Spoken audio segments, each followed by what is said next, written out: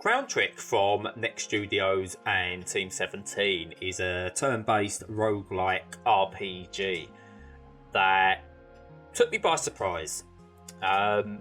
When I first looked at it, it reminded me a little bit of playing Crypt of the Necro Dancer, but without the rhythm action elements to it.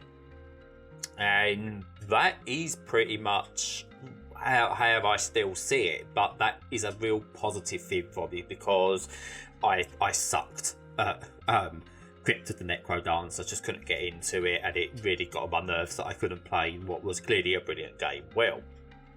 So what Crown Trick does is it's got a fairly decent setup where a sentient crown places itself on your head and has you do its bidding for it. And it's quite an interesting story with interesting characters throughout Crown Trick, and I won't ruin those because it's worth discovering on your own.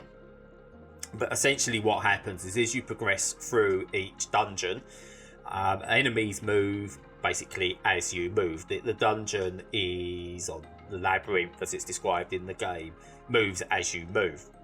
And you need to master various different skills and elements to take it on.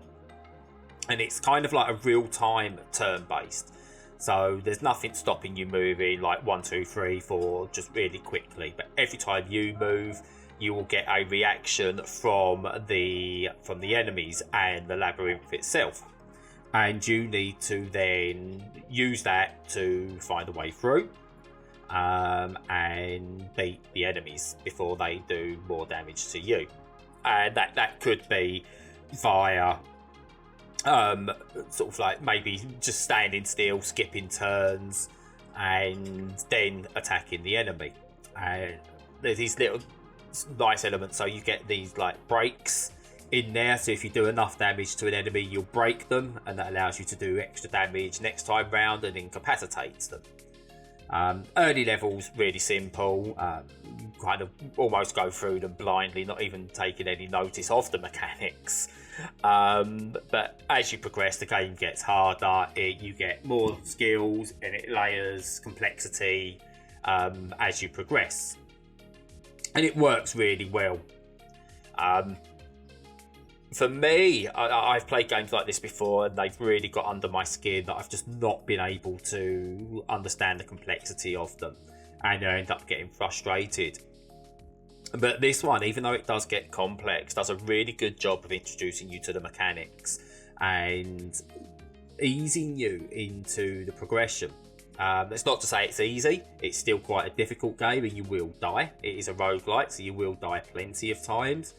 But that's not a bad thing. You'll go back to like a home base, you can do various upgrades and then go on another run and those kind of things. And it's just really entertaining to play. It's got a lovely visual style, very bright, very colourful, well animated. But the turn-based mechanics have this almost stop motion feel to them, which is really good. That works superbly well. And yeah, it is such an enjoyable experience.